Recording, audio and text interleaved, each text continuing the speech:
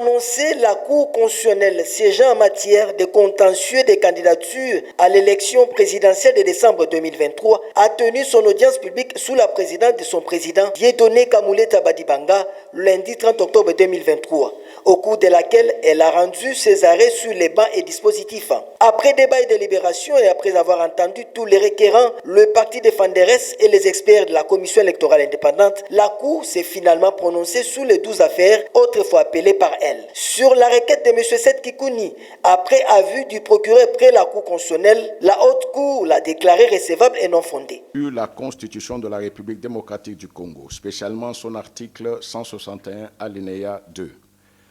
Vu la loi organique numéro 13/026 du 15 octobre 2013 portant organisation et fonctionnement de la Cour constitutionnelle, spécialement en son article 81 alinéa 2, vu la loi organique numéro 13/012 du 28 juillet 2010 portant organisation et fonctionnement de la Commission électorale nationale indépendante, telle que la Cour constitutionnelle siégeant en matière de contentieux des candidatures à l'élection présidentielle, après avis du procureur général, se déclare compétente, dit la présente requête recevable mais non fondée. Une autre affaire qui est restée pendante, c'est celle de Noël Chani contre Moïse Katumbi.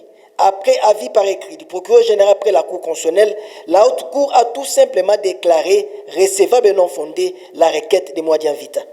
Après avis du procureur général, se déclare compétente, dit la présente requête recevable mais non fondée, dit qu'il n'y a pas lieu à des frais d'instance, dit que le dispositif du présent arrêt sera signifié à la Commission électorale nationale indépendante, aux requérants, aux partis politiques Ensemble pour la République, aux candidats contestés ou à son mandataire et qu'il sera publié au journal officiel de la République démocratique du Congo et au bulletin des arrêts de la Cour constitutionnelle. La Cour a ainsi délibéré et statué en son audience de ce jour à laquelle a siégé la présente composition.